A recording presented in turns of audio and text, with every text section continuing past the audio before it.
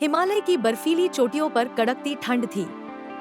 रात घोर अंधेरी, बादलों में बिजली चमक रही थी और हवा ऐसी चल रही थी जैसे किसी अनहोनी की सूचना दे रही हो।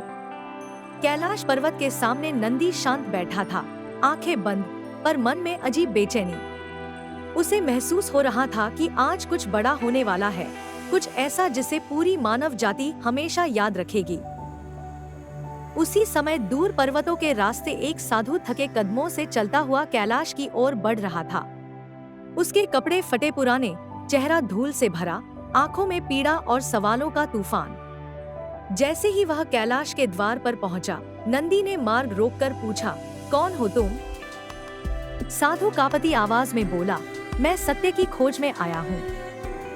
संसार पीड़ा में डूबा है, मैं महादेव से मिलना चाहता हूँ। अचानक आकाश में जोरदार गड़गड़ाहट हुई, बिजली गिरी और कैलाश पर्वत दिव्य प्रकाश से भर गया। उसी प्रकाश से महादेव प्रकट हुए, जटा से बहती गंगा, नीलाकंठ, 3 नेत्रों की तेजस्वी ज्योति, शरीर पर भस्म, गले में नाग, हाथों में डमरू और प्रचंड त्रिशूल। उनके तेज से पूरा ब्रह्मांड कांप उठा।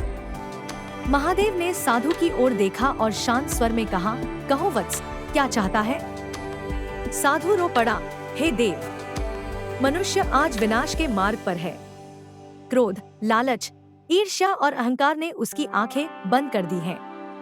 माँ बाप का सम्मान खो गया, भाई भाई का दुश्मन बन गया, धर्म समाप्त होता जा रहा है। क्या संसार का अंत निकट है? क्या मानवता बच पाएगी? महादेव ने शांति से कहा, सृष्टि का अंत नहीं होने वाला, परंतु परीक्षा का समय निकट है। अंधकार इसलिए नहीं जीतता क्योंकि वह शक्तिशाली है, बल्कि इसलिए क्योंकि मनुष्य अपने अंदर का प्रकाश भूल जाता है। फिर शिवजी ने त्रिशूल आकाश की ओर उठाया और साधु के सामने पूरा भविष्य प्रकट हो गया। युद्ध के मैदान, रोते हुए बच्चे, भूख से तड़पते लोग, टूटते घर, जलते शहर, दौड़ते हथियार और मनुष्य की आंखों में उफनता क्रोध। महादेव बोले, यह संसार उसी दिन टूटेगा जिस दिन मनुष्य प्रेम और क्षमा खो देगा। साधु कांपते शब्दों में बोला, हे देव, इस विनाश से मनुष्य को कौन बचाएगा?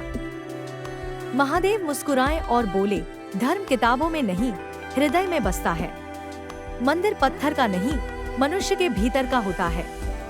जब एक भी मनुष्य सत्य और करुणा के मार्ग पर चलेगा, संसार बच जाएगा। धर्म का अर्थ पूजा नहीं, सेवा है। भक्ति का अर्थ शब्द नहीं, व्यवहार है। फिर शिवजी ने ब्रह्मांड का रहस्य बताया, मैं विनाश हूँ, पर उसके पीछे छुपी नई शुरुआत भी मैं ही हूँ। मृत्यु अंत नहीं, जन्म है।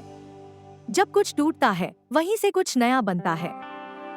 महादेव की आवाज गहराई से गूंजी, मनुष्य धन कमा सकता है, पर शांति नहीं। विजय पा सकता है, पर प्रेम नहीं।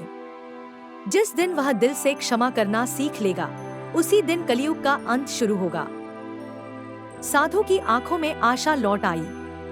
उसने कहा, हे देव, मुझे मार्ग दिखाइए। महादेव उसके पास आए, उसके सिर पर हाथ रखा और बोले, जाओ वत्स, मनुष्यों को प्रेम का मार्ग दिखाओ। यही मेरा आदेश है, यही मेरा अंतिम संदेश है। धीरे धीरे महादेव प्रकाश में बदलने लगे। आकाश में दिव्य कंपन होने लगा। जब वे पूर्णतः विलीन हुए, तब स्वर्ग से गंगाजल की बूंदें बरसने लगी, मानो स्वयं महादेव का आशीर्वाद पृथ्वी पर उतर रहा हो। साधु लौटकर संसार में गया और उसने लोगों को महादेव का संदेश सुनाया। धीरे धीरे मनुष्य बदलने लगे। क्रोध की जगह प्रेम, नफरत की जगह क्षमा, लोभ की जगह दान, और दुनिया फिर से प्रकाश से भरने लगी। कहते हैं, आज भी कैलाश पर्वत की चोटी पर नंदी शांत बैठा मुस्कुराता है, क्योंकि वह जानता है कि जब भी अंधकार बढ़ेगा, महादेव जरूर लौटेंगे। हर हर महादेव।